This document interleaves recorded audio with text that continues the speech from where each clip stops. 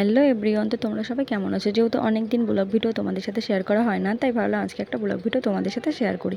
আমার শরীরটা খুবই খারাপ, বাড়ি থেকে বেরোনো হচ্ছে না, তাই ভাবলাম আজকে একটু ঘুরতে যাই। দেখো এখন আমি রেডি হয়ে নিচ্ছি, ও আসলেই ঘুরতে বেরোবো। তো কোথায় যাচ্ছি, কি করছি, সেটা পুরো ভিডিওটাই দেখতে থাকো। যেহেতু ঘুরতে বেরোলে একটু লিপস্টিক না লাগালেই হয় না, তো ভাবলাম একটু লিপস্টিকটাও পরে নিই। তো আমাকে কেমন লাগছে একটু কমেন্ট করে বলো। তো দেখো বন্ধুরা, এখন আমরা বাড়ি থেকে বেরিয়ে গেছি। অন্ধকারে হয়তো পরিষ্কার দেখা যাচ্ছে না, হ্যাঁ এখন একটু লাইটে আলো পড়ছে বলে দেখা যাচ্ছে। তো আমাদের দুজনকে দেখে নাও, শুধু আমাকে একা দেখলে হবে, ওকে একটু দেখে নাও। তো ওকে বলছিলাম হাসতে, তো ও লজ্জা পাচ্ছিল। তারপর অনেক বলার পরে দেখো আবার একটুখানি হাসবে। তো বন্ধুরা, হাসাহাসি অনেক হলো, মেন কোথায় যাচ্ছি সেটা একটু দেখে নাও।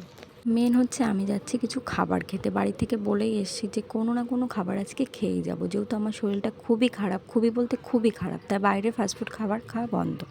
এবার যেহেতু আমার বাড়ি থেকে বোর হয়ে যাচ্ছি আর ভালো লাগছে না, তো ওকে ফোন করে বললাম আমাকে আজকে মশলান্তপুর নিয়ে যে কোনো খাবার খাওয়াতেই হবে। তো আমাকে বললো ঠিক আছে তাহলে চলো চলো বলার পরে তো আমি খুবই খুশি হলাম, রেডি হয়ে তাড়াতাড়ি করে বেরিয়ে পড়লাম। কিন্তু তার মধ্যে একটা প্রবলেম আছে, যেহেতু আমার কালকে 3 রকম টেস্ট রয়েছে, বাড়ি থেকে রক্ত নিয়ে যাবে, তো তার জন্য আমাকে আজকে নিরামিষ খেতে হবে। তারপর আমি ভাবতে লাগলাম যে নিরামিষ কি এমন খাবার আছে যেটা খেলে আমার ভালোও লাগবে, আমার নিরামিষ খাবারও হবে। তারপর মনে মনে ভাবতে ভাবতে মনে পড়লো যে সিঙ্গাড়া। তারপর আমি ওকে বললাম চলো সিঙ্গাড়া খাই। তারপর ও বললো তাহলে চলো। দেখো ও এখানে গাড়িটা রাখলো, তারপর এখন যাচ্ছি আমরা সিঙ্গাড়া খেতে। তো কোন দোকানে যাচ্ছি দেখে নাও, যশোর মিষ্টান্ন ভাণ্ডার। এই দোকানটা অনেকেরই চেনা, যেহেতু যারা মসলন্দপুরে বাড়ি তারা তো খুবই ভালো করে দোকানটা চেনো। তারপর চলে গেলাম দোকানের ভিতরে। এবার যেহেতু আমার লাস্টের দিকে বসতে খুবই ভালো লাগে, তো দেখতেই পাচ্ছ সিঙ্গাড়া দিয়ে গেছে। তো আমাকে বলেছিল যে কটা সিঙ্গাড়ার কথা বলবো, তো আমি বললাম প্রথমে দুজনের একটা করেই থাক, যদি পরে ভালো লাগে তাহলে আর একটা করে দিতে বলবো। তো বন্ধুরা, সিঙ্গাড়াগুলো কিন্তু সত্যি খুবই ভালো ছিল, যেহেতু আমি চাটনি দিয়ে খাই না, এবার চাটনি দিয়েছে বলে চাটনি দিয়ে আমার খেতে হলো। তারপর চাটনি ছাড়াও কিন্তু আমি আরও একটা নিয়েছি, সত্যি খুব ভালো লেগেছে।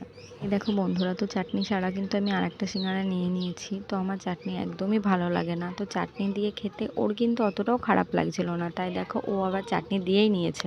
সিঙ্গাড়া খাওয়ার পরেও আমাকে বললো আর কিছু খাবে, আমি বললাম তাহলে মিষ্টি নাও। আমি যেহেতু শুকনো মিষ্টি ছাড়া আর খাই না, তাই ও আবার দুটো শুকনো মিষ্টি নিল।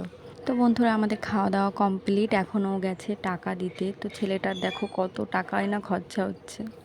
মাঝে সাঝে ও যখন টাকা খরচা করে আমার না খুব খারাপ লাগে, কিন্তু খারাপ লেগেও কোনো উপায় নেই, টাকা তো খরচা করতে হবেই।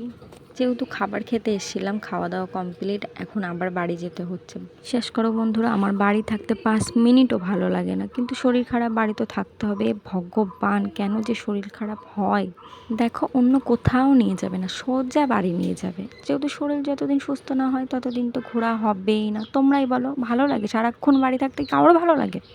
খাবার দাবার খাওয়া তো হয়ে গেছে, এবার সোজা হাওয়া খেতে খেতে বাড়ি চলে যাও। পুরো একঘেয়ে জীবন, বেকার লাগে। তো যাই হোক বন্ধুরা, এখন বাড়ি যাচ্ছি, ভিডিওটা দেখতে থাকো। না ঘুরে বাড়ি যাচ্ছি বলে ভীষণ কষ্ট হচ্ছিল, কষ্টের জন্য আমি একটা গান শুনছিলাম। তা কি গান শুনছি বন্ধুরা তোমরা একটু শুনে নাও। ওরে মন মনের কথা